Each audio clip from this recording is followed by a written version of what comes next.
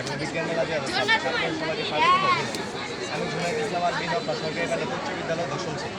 আমাদের টিমের প্রথম প্রজেক্ট উপস্থাপন করছে রায়ান।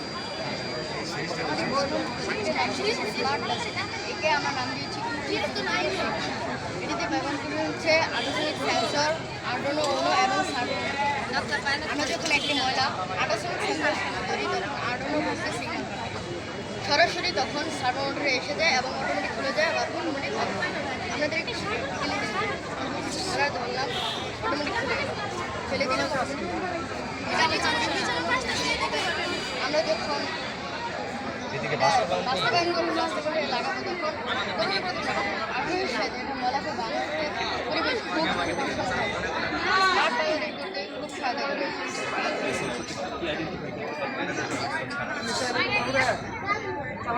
যে কোনো পদার্থ করতে পারবে বিদ্যালয়ে করতে পারবো যে কোনো জিনিস। এই যে বর্জ্যগুলো আছে সেগুলো আমরা পরবর্তীতে ব্যবসা তৈরি করে ব্যবহার করবো এবং বিদ্যুৎ বিপুল ব্যবহার করে নিতে পারবো।